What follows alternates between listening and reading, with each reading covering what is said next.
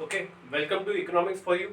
अभी अपन देख लेते हैं अपना वैल्यू एडेड मेथड, इसको कैसे सॉल्व आउट किया जाता है। वैल्यू एडेड मेथड में बेसिकली जो फॉर्मेट है अपना वो इस तरह से है कि सबसे पहले आपको जीवीओ निकालना पड़ता है। जीवीओ का मतलब क्या होता है? ग्रॉस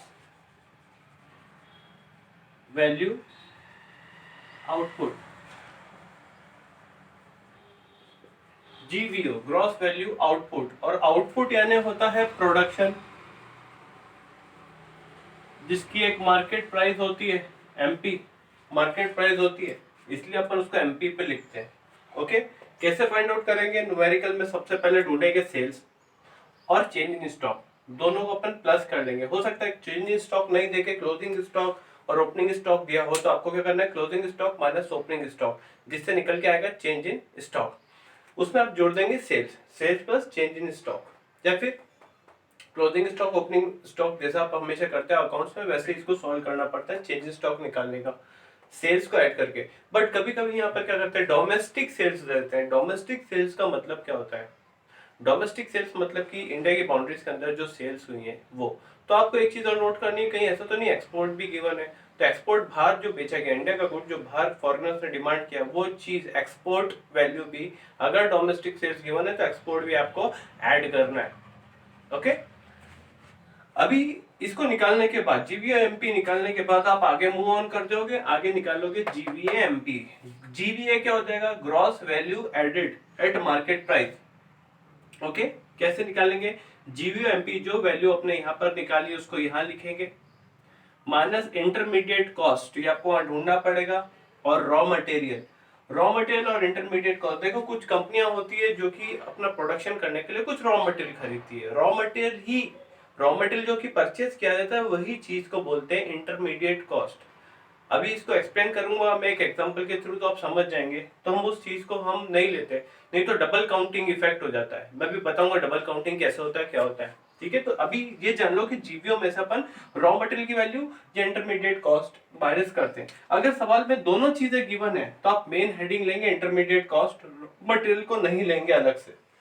ओके, अब यहां पर अगर आप इतना सॉल्व करते हैं और यहाँ पर कुछ जीवीए एमपी की वैल्यू लेकर आ जाते हैं, अराइव करते हैं, यहाँ पर कुछ वैल्यू लेके आ जाते हैं, से फॉर एग्जांपल आप 100 लेकर आए वैल्यू, 100 करोड़, तो ये 100 करोड़ ही आपकी क्या बन जाएगी? GDP MP. सवाल में हो सकता है जीडीपी एमपी पूछे, तो आप उसी चीज को जीवीए को लिख सकते हैं जीडीपी।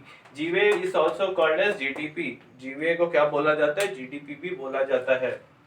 ओके, अब यहां तक लाने के बाद अगर सवाल में नेट वैल्यू एडेड पूछ लिया जाए, तो net value added at MP, ये मैंने एक एडजस्टमेंट वाला वीडियो बनाया था जिसमें अपन ने डिस्कस किया था कि मार्केट प्राइस से फैक्टर कॉस्ट पे कैसे जाना है, फैक्टर कॉस्ट से मार्केट प्राइस पे कैसे जाना है ना? ग्रॉस को नेट कैसे बनाना, नेट को ग्रॉस कैसे बनाना है, तो उस चीज को अपन यहाँ पे देखते हैं, चेकआउट करते हैं।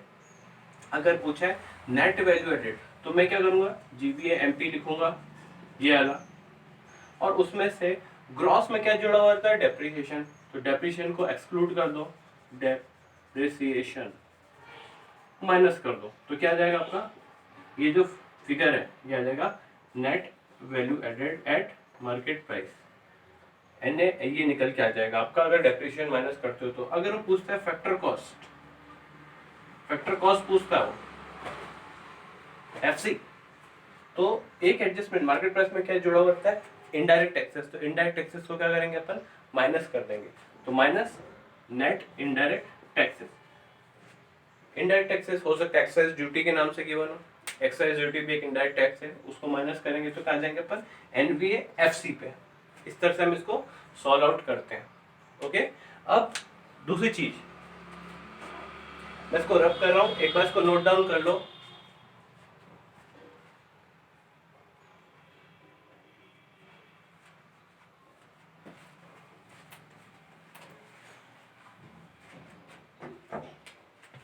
ओके, अब वो एग्जांपल जिसकी मैंने बात की थी, let's take example of farmer.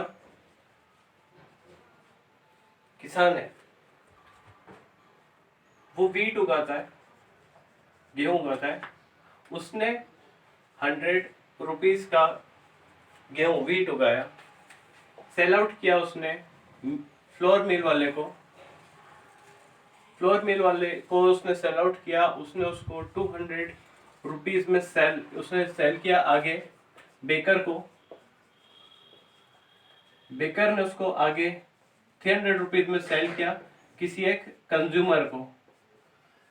Is a consumer, consumer को उसने आगे सेल आउट कर दिया। अब ये तो हो गया उसका फाइनल कंजम्पशन एक कंज्यूमर का।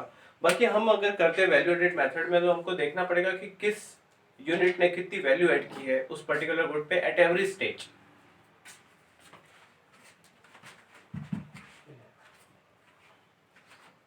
ओके, तो किस वैल्यू को किस जगह पे ऐड किया गया है, किस प्रकार से, वो देख लेते हैं।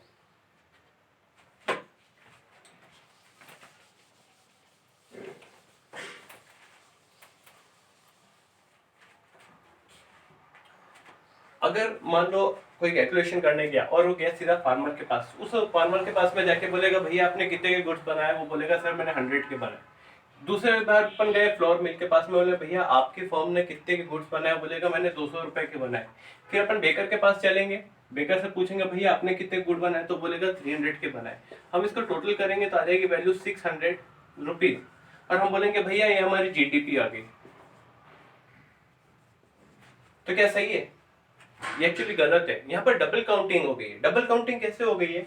यहाँ पर जब 100 का गुड्स इसने इसको सेल किया होगा, तो इस फ्लोर मिल वाले ने 100 रुपीज का जो गुड परचेज किया, वो चीज क्या है उसके लिए?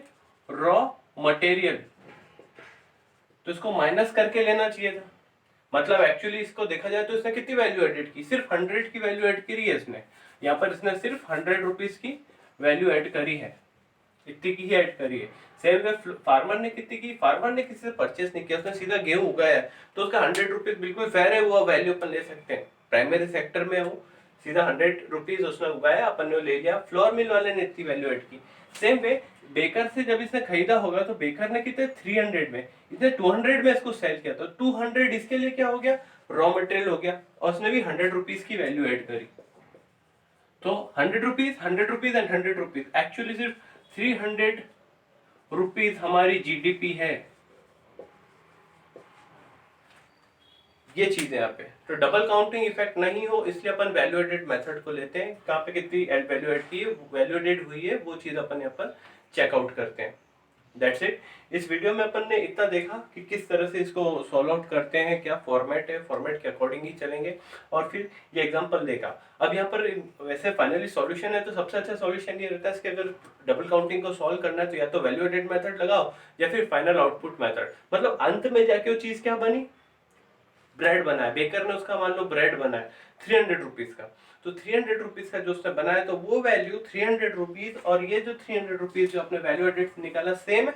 तो दो तरीके हैं, या तो सीधा सा बोलो फाइनल, उसका फाइनल गुड जाके क्या बना उसकी वैल्यू ले लो, या फिर वैल्यू एडेड निकालो। ये चीज रहती है। Okay, that's all for today.